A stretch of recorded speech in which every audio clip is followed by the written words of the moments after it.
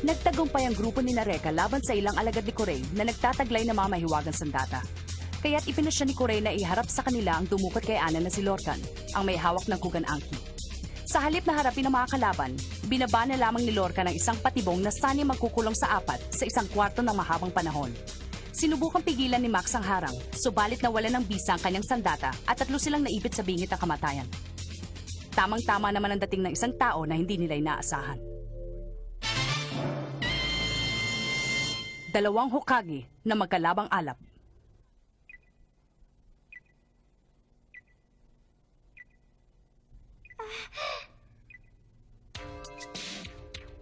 Sino naman yan? Master Corey! Nawala ang tubig sa swimming pool. Nawala? Tignan natin sa monitor.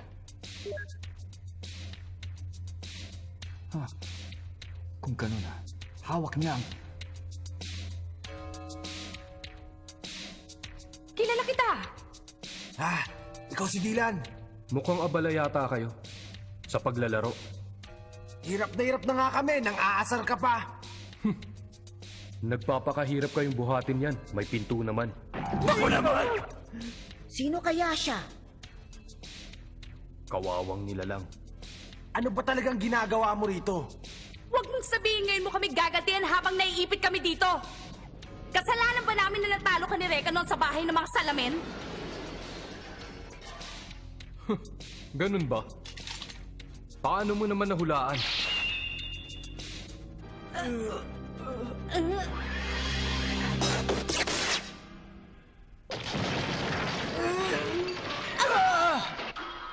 Yan na nga.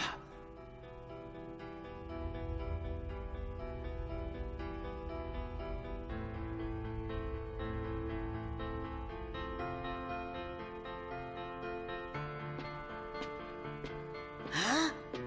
2 metrong kapal ng pader na yan Siguradong hindi ka ordinaryong bata. Magandang laban ito. Hinahamon kita. Ang yabang mo talaga, bakit mo ako tinapakan sa ulo? Ang balak mo kasi ilibing kami ng buhay! Huwag ka nga umarte na parang walang nangyari! Di na nga bale. Ngayong alam na natin na hindi ka nandito para gumanti sa amin, ibig sabihin nandito ka para tumulong. Maraming salamat Huwag kang magpasalamat. Hindi ako nagpunta dito para lang iligtas ang mga buhay nyo. Bakit nandito ka? Nandito ako para kay Ana. Kawawa naman siya kung kayo lang ang magliligtas sa kanya. Kayong 3 palpak. Isang unggoy. Ano? Isang gorilla. At isang sea monkey. Hindi ko akalain na bukod sa pagliligtas kay Ana, kailangan ko pa palang mag-alaga ng 3 hayop. Ano sinabi mo? Tama na! Bitiwan mo ako, Max! Isipin mo na lang na siya nagligtas sa akin! Na yan! Tama na! Pogi nga, ang yabang naman.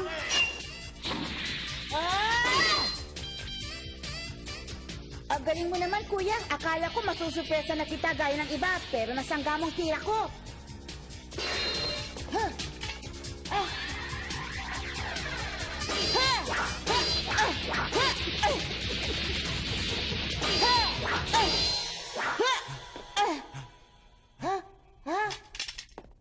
Umalis ka na kung ayaw mong masaktan. Ang galing niya.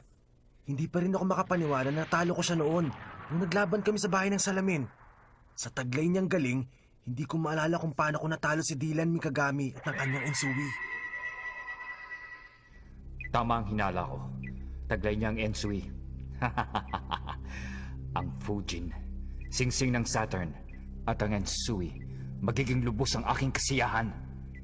Isa na lang ang natitira. Ano naman kayang mahiwagang sandata ang hawak niya? Tuturugin ko mga taong yan! At yung babae, ipaubaya mo na lang siya sa akin. Gawin mo ang gusto mong gawin. Ang bumabagabag sa akin ay ang lalaking yan. Siguro ikaw na nga yun. Ang sabi ni Ana, darating na raw ang magiting at matapang niyang kabalyero para iligtas siya. Nakakatuwa naman. Ang tingin sa akin ng prinsesa ay isang kabalyero. Tama ka. Ako na yun.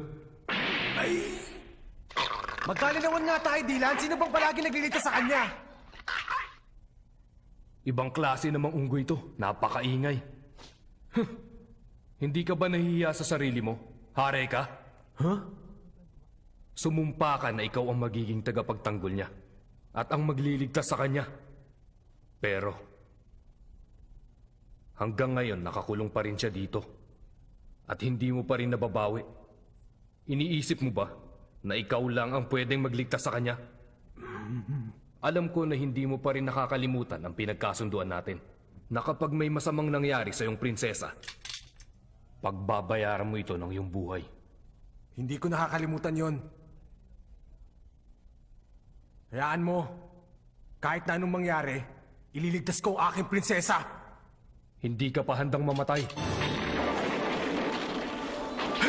Hoy! Humanda ka! Isang karangalan para sa akin na kalabanin ang sinasabing kabalyero ni Ana. Mabuti pa, tumabi ka muna, Lola. Isama mo na rin yung mga unggoy na nasa tabi mo. Pwede ba wag na wag po kaming tatawaging unggoy? Ang sakit mo naman magsalita. Wala akong pasensya sa mga bata. Dahil para lang magtanda, kailangan pa nilang masaktan.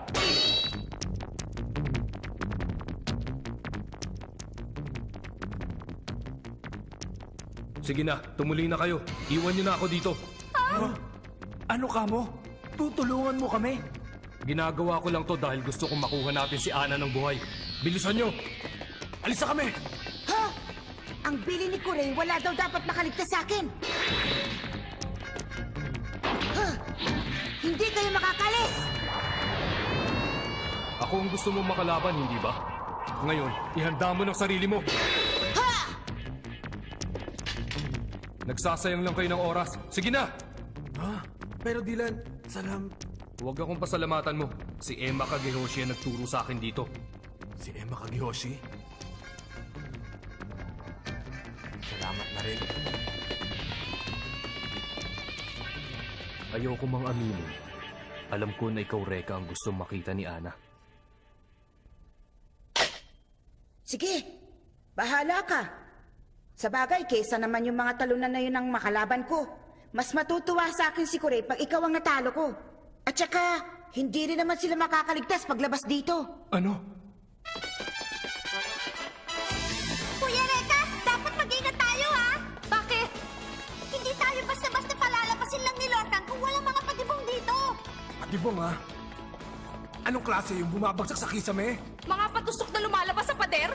Hukay na bitag! Parang gano'n na nga. Sige ah! Sumunod ka na lang! Huwag niyo akong iwan! Buhay pa ba kayo? Hindi ko pa alam eh. Kuha ni Lorcan.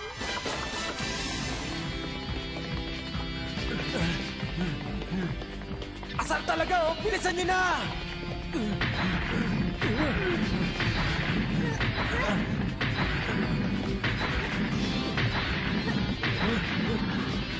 Hindi na tayo aabot! Flame power!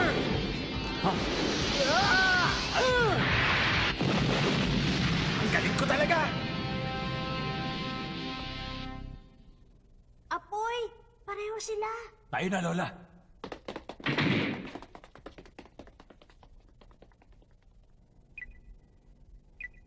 Flame power! Flame power! Flame power!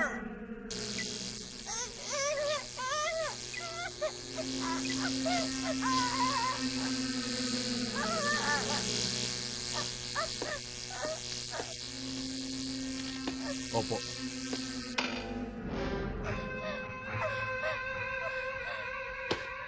Hoy, babae. Kailangan natin mag-usap. Ang lalaking yan.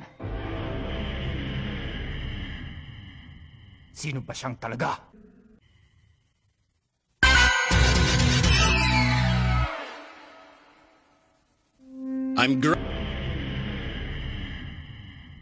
Sino ba siyang talaga? Sabi ko naman, mga kaibigan. Dapat mong malaman na umiinit ang ulo ko kapag may mga taong nagsisinungaling sa akin. May apoy na lumalabas mula sa braso ng lalaki yon. Alam mo ang sagot! At para sa iyong kaalaman, isang tao lamang makakagawa nun maliban sa akin. Maliban sa'yo? Tama! Isa ba siyang salamangkero? May gasolina bang nakatago sa kanyang manggas? Hindi pwede yan! Sabihin mo, sino bang talaga? Ang lalaking yun! Hindi ko alam. Sinungaling! Totoo! Nung 1 linggo lang kami nagkakilala ni Reka. Reka?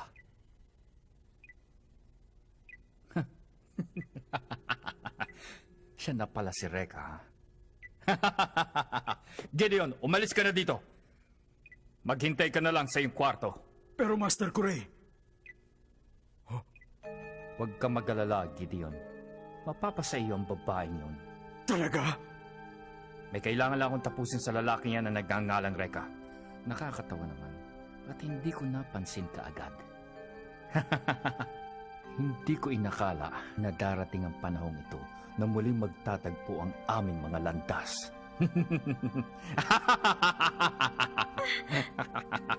Nagkita rin tayong muli.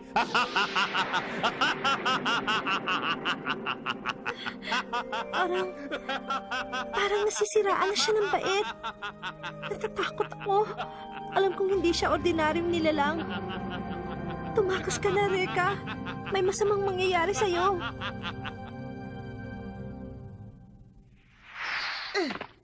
Alam kong natakasan nila ang mga patibong. Wala ako sa kondisyon para makipaglaro sa'yo, bata!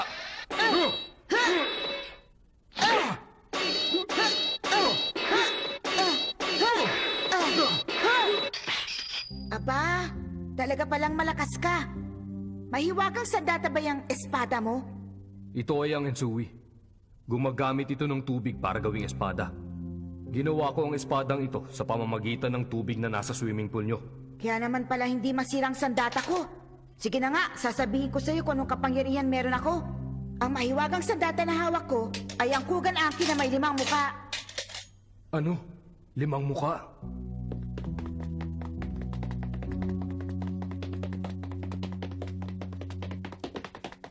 Konti na lang. Konting tiis na lang, prinsesa. Parating na ako para iligtas ka. Siguradong may patibong na naman siya sa loob. Ayun na nga. Huwag kayo mag-alala. Isang mahabang pasilyo lang ang nandyan. Yung susunod na kwartong delikado, baka may nag-aabang na sa atin doon. At may lugar doon para makipaglaban. Sige, tumuloy na tayo. Tingnan nyo, walang laman! Huh?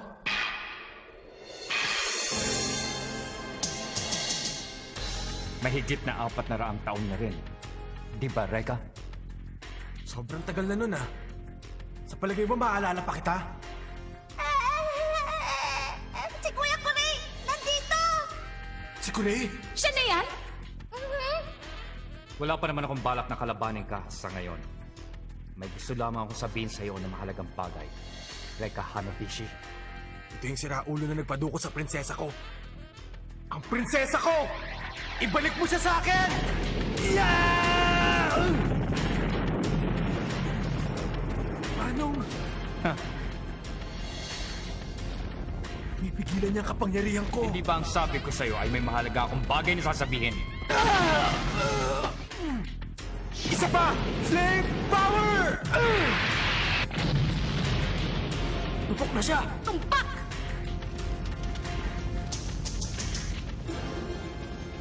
Naniwala ka naman.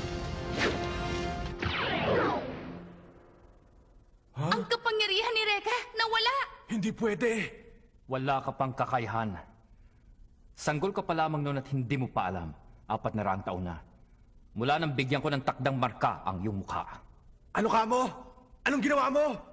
Ano ba nangyari nung panahon na yon? Paborito niyang ira yun eh. Yun yung panahon ng digmaan ng estado. Siguro naman ngayon, handa ka na makinig sa aking sasabihin sa iyo, Reka. May sinabi din sa akin si Emma tungkol sa nangyari 400 taon nang nakakaraan. Pero paanong nalaman ng taong itong tungkol doon? Maski nung sanggol pa lang ako. Sino bang taong ito? 400 taon na ang nakakaraan na maganap ang digmaan ng mga estado. Isang nilalang na nagngangalang Oda Nobunaga ang naghangad ng pamunuan ng buong bansa, kaya't naghasik siya ng kalupitan sa kanyang paligid. pinatay ang sariling kapatid, pinasunog ang bundok ng Hiei, at nagsimula ng isang digmaan ng walang sapat na dahilan. Ng mga panahong yon, kabilang sa estado ng tensyo ang mga angkan ng Iga. Ang mga Hokage naman na wala sa talaan ng kasaysayan ay kaalyado ng angkan ng Iga. Iniutos si Nobunaga sa kanyang mga kawal na tapusin ang angkan ng Iga. At dahil kaalyado, kasama rin nilang pinaslang ang buong lahi ng angkan ng Hokage.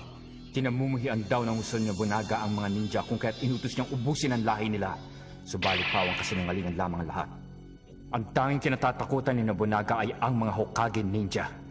At dahil dyan, ginamit niya ang kanyang buong hukbo upang ubusin ang kanilang lahi. Alam mo ba kung bakit niya nagawa ito? Hindi. Dahil sa taglay nating mga mahiwagang sandata. At kahit sa panahon ngayon, hindi pa rin nila naunawaan kung paano nakalikha ng mga ganitong sandata. Tanging ang angkan lamang ng Hokage ang nakakalikha nito, kaya't kinatatakutan sila ni Nobunaga. Nang malipol ang buong angkan ng Hokage, ang mga sandatang ito ay kumalat.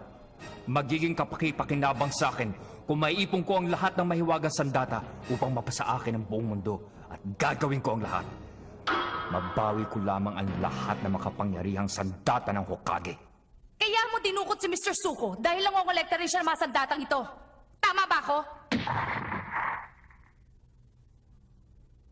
Hindi. Pero marami na siyang nalalaman tungkol sa aming mga Hokage ninja. Bonus na lamang siya dahil ang layunin namin ay dukutin lamang si Ana. Ang prinsesa? Pero wala naman siyang alam tungkol sa Hokage o kaya sa mahiwagang sandata. Bakit doon pa siya pinadukot? Ang aking ama, si Augustus Mori ang nag-utos nito. Ang aking ama ang karapat dapat magtaglay ng kanyang kapangyarihan. Ang prinsesa? May kapangyarihan? Magpagaling. Anong sinasabi mo? Wala siyang kahit na anong kapangyarihan. Tama. Ang mabuti pa ibalik mo na lang siya sa akin dahil maling taong nakuha mo. Hindi nagkakamali sa kanilang pagsusuri ang aking mga alagad. Bakit hindi mo pa aminin? Ang taong pinagaling niya noon sa tabi ng ginagawang gusali ay ikaw. Hindi ba totoo? Ang aking ama ay tanyag, mayaman at tinitingala sa lipunan. Nasa kanya na ang lahat ng bagay na inaasam ng karaniwang nilalang. Subalit hindi pa rin sapat ang lahat ng ito. Dahil gusto niya ngayong makamit ang buhay na walang kamatayan. At yun ang dahilan kung bakit ko siya pinadukot. Upang ang aking ama ay maging immortal. Buhay na walang kamatayan? Kaya niyo siya pinadukot? Sinong niloko niyo? Flame power! Akala ko ba'y malinaw na sa'yo hindi ubra sa akin yan?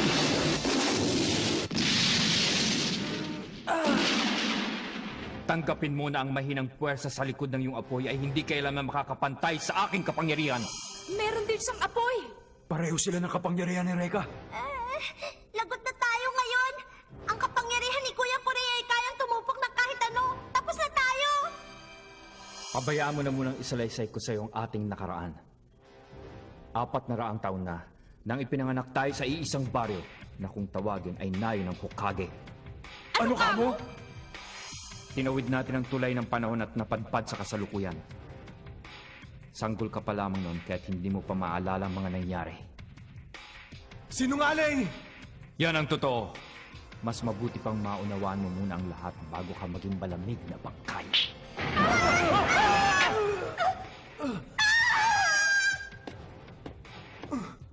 May gusto lamang akong itanong sa'yo. Nabanggit mo kanina ang pangalan ni Emma Kagehoshi. Sabi mo sa akin nandoon pa ba sa ibaba ng kanyang mga labi ang dalawang lunag? Ha? Paano mo nalaman? Tama pala ang aking hinala. May malaking bulwagan sa itaas ng pasilong ito. Kapag nagawa mo makarating doon ay haharapin kita. Yan ay kung makakaya mo. Kurei, magdasal ka na ngayon dahil mamaya paiiyakin kita sa hirap. Ako si Reka Hanabishi. Ang tatalo sa'yo! Pinili mong pumasok sa pintuan ng impyerno. Huwag kang magugulat kung ikaw ay maging abo.